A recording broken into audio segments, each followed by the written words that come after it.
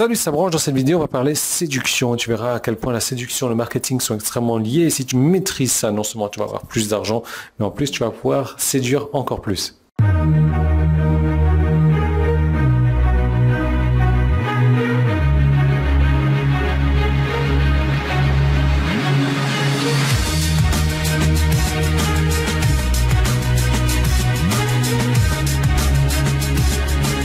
Donc, on va commencer par une citation que j'aime beaucoup, qui a changé mon business quand j'ai découvert il y a quelques années, qui dit un truc du genre, plus tu montres d'intérêt pour quelque chose, plus tu repousses l'objet de ton désir.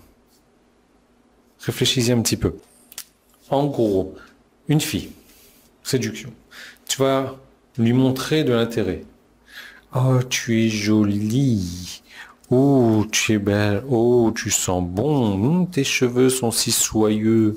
Et oh, tes vêtements. Mais aujourd'hui, tu es un défilé de mode à toi toute seule. Tu vois, j'ai des pick-up lines qui sont quand même géniales. Hein. Ça se voit que je suis célibataire. Bref, plus tu vas chasser, courir derrière une femme, plus la femme va s'éloigner.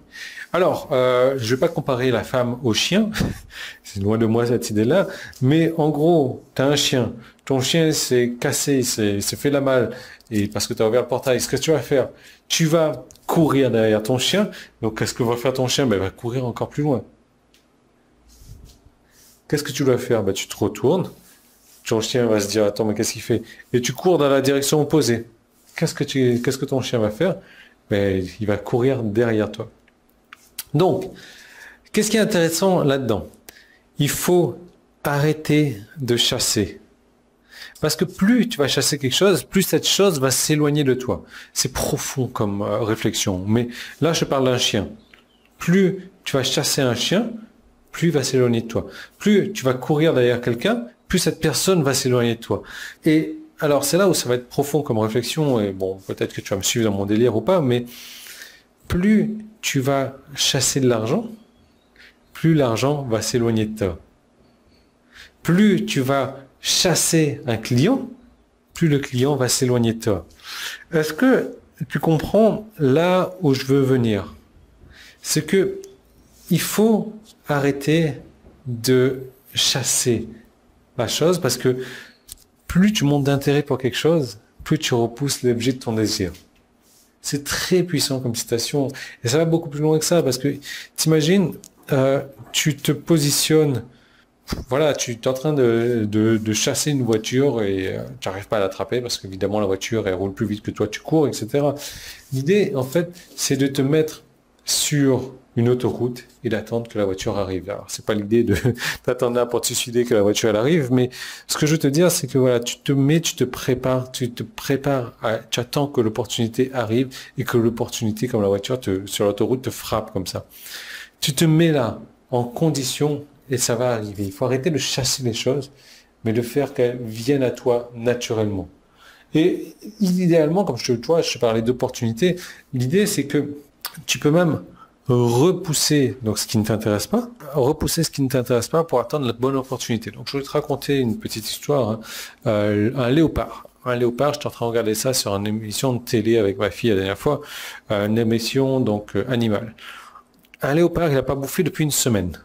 Alors je t'imagine qu'il a la dalle. Là, il est dans la savane, il est en train de guetter, il voit un lièvre. Et là, il se dit, attends, un lièvre. Aujourd'hui, si j'ai pas bouffé, j'ai la dalle.